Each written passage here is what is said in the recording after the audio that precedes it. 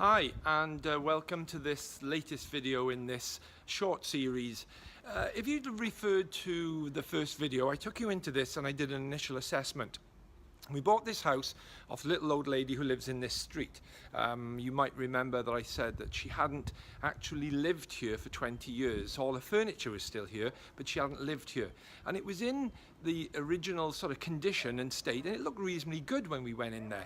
But unfortunately, when we started peeling off the wallpaper, and this is a really important thing when you go into some of these properties, you might well think this is in good decorative order, it looks okay, but once you start peeling the wallpaper off, unfortunately, underneath that wallpaper, you often find the old, what we call black mortar, and the black mortar just peels off the wall. So in this case, we had to knock everything off completely. So this was really a full refurb. So when I talk about level 1 and level 2 refurbs, this was in fact a level 2 plus, where we put a new damp proof course in there. We've knocked all the plaster off the walls. We've replaced all the partitions. The benefit of doing that is that we've made this little 2-bedroom house into a 3-bedroom, which has increased the value. So whereas a 2-bedroom house in this area would have gone on the market for about 73, 74, 75,000, maybe come away with 69, 70,000, now we're going to be able to go on the market at 85 plus, just over, and maybe we can come away with 82, 83. We're going to come away with, you know, the best part of 10, 12, 13,000 more for creating that extra 3rd bedroom. That's key. So I'm going to take you inside, show you around. You can see now this is the terrace. It's a lovely day, by the way, here. So I'll take you inside and walk you through what we're doing. So 2 seconds.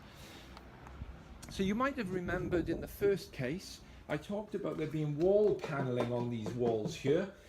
They've all gone, and these indeed are now new partitions. This old plaster wall here came off, so we've ended up dry lining it with plasterboard. And you can see up here, this is the old electrics. We've had a rewire, and now we've dropped in the new cabling ready to go for our new supplies.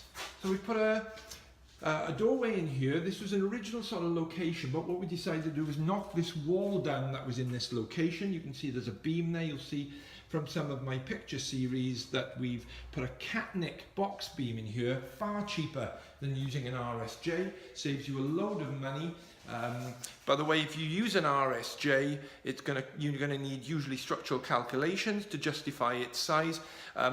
Bizarrely, I've seen some people posting videos of their jobs where they put a beam in. They've put no pad stones in, which are critical for the beam loading, but they've just put just a steel beam in and not realized that this beam has to be calculated.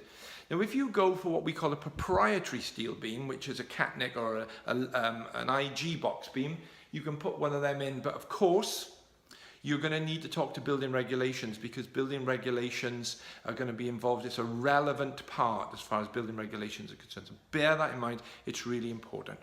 Okay, so we've plastered all of these walls here. I'll take you around. We've plastered all of the walls. All this is new work. So this is dry lining. You can see the lines where the plasterboards are.